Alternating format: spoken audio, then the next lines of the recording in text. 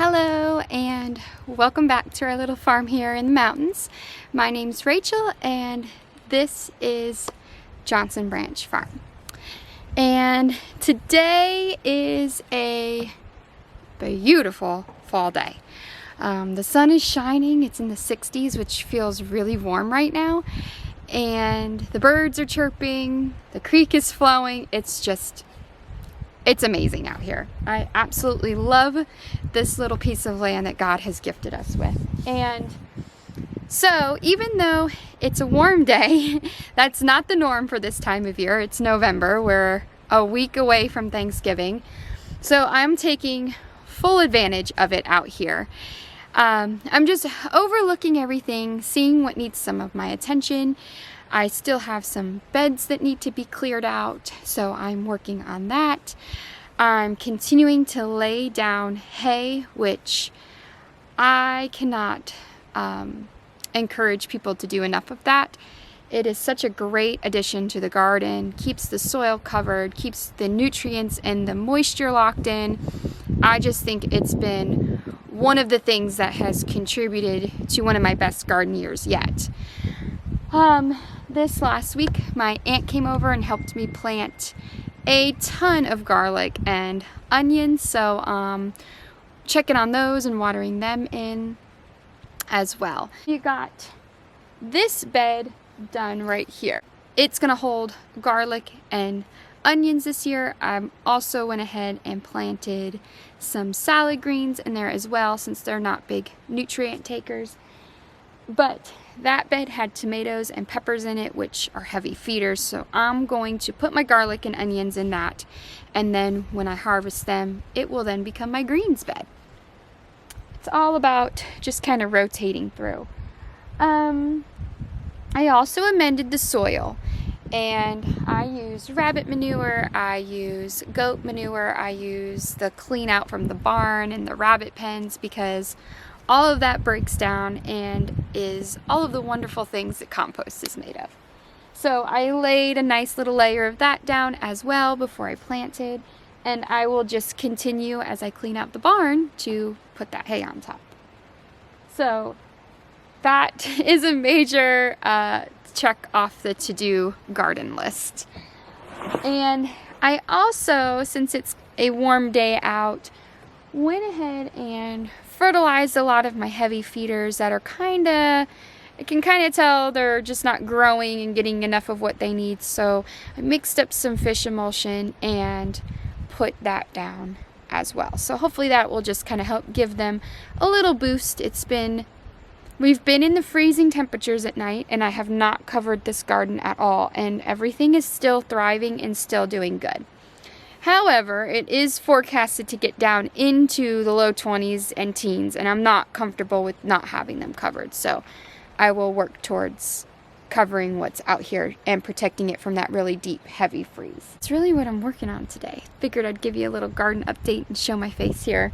My style of videos are kind of changing. What we're doing here on our little farm and homestead is changing as seasons of life change, and I'm very thankful y'all have stuck along with us. I'm thankful to the sweet viewers that have sent us cards in the mail. They just completely warm our hearts. We check the P.O. box and get so excited when we see something in there from you all. So thank you so much to those of you who have done that. We really love and appreciate that as well.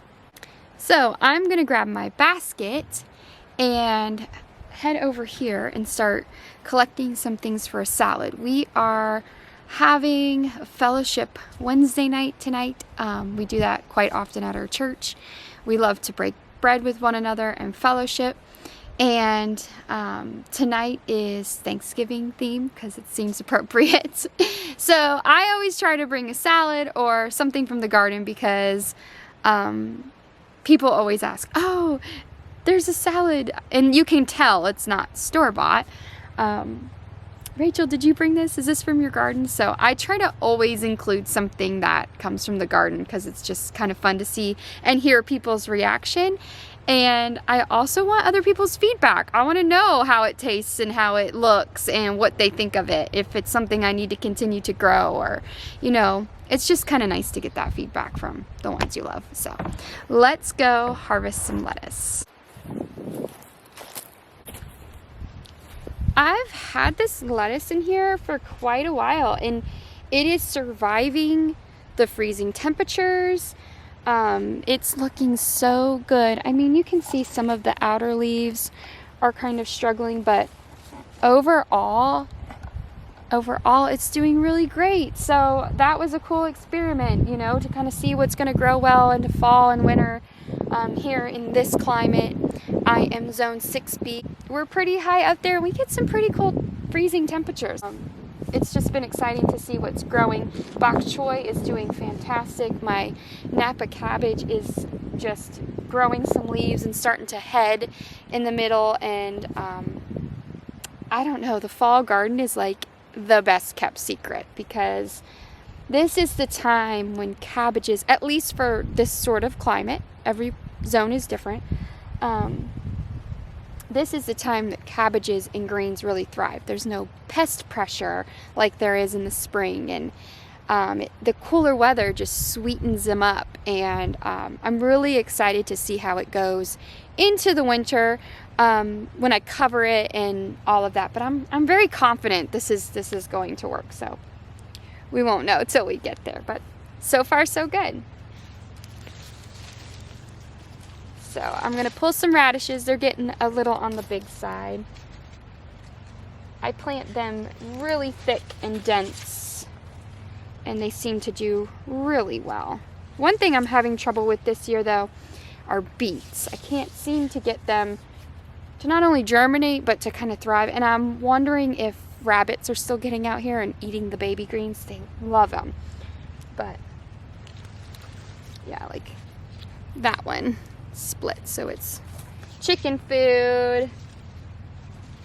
So I don't necessarily plant heads of lettuce. I like to plant like green mixes, and I can just take what I want when I need it, and I find this works so much better for me. I don't have to store the entire head of lettuce in my refrigerator, and if I don't get around to eating it, it doesn't go bad. I come out pretty much daily and just pick what I need, and that's one thing I'm really focusing on here in the garden. I want to plant seasonally, eat seasonally, and harvest seasonally. So I want to come out and take what I need when I need it. The garden stores it for me. The garden puts it up for me, and it's just less work and less maintenance in the long run. So I've got some arugula, some lettuce. I'm gonna grab some kale. I love a salad that has lots of varieties, so that's what I focus on. I'm gonna put some baby Swiss chard in there, which is so good. Also, I've got some purple mustard greens. This came as a free seed from Baker Creek. I'm not an affiliate with them by any means, but I really do recommend their seeds, and I have had very good germination with them. But I really do love this purple mustard. It's not as spicy as mustard, but it gives it a good little kick. It's almost a milder version of it. Right here is tatsoi, and it is growing awesome. It actually really loves the freezing temperatures. I eat this raw like spinach, and I also saute it. So it's a really good hardy, cold hardy green. It didn't do good in my greenhouse last winter when I grew in my greenhouse, but I mean, it is just doing really good out here. So I'm gonna harvest some of it. And last but certainly not least, this kale. I planted this last spring, and it has lived through the hog attacks and hot weather and everything that nature has thrown at it, and it looks like a kale palm tree. It pretty much cracks me up. So I'm gonna add a good amount of that. I'm gonna do more of like a Caesar salad variety with this. So that's gonna be so good. But I also want to show you, look, cabbages are doing good. They're starting to form a little head in them. My Brussels sprout plant is doing awesome. So I'm so excited about that. We might actually have Brussels this year. And there's some more bok choy. I think I'm going to harvest some of it for lunch. This one's starting to flower, so I'm gonna go ahead and take this one. Give it a little twist. And there we go. It's ready to eat. So good, sauteed, delicious.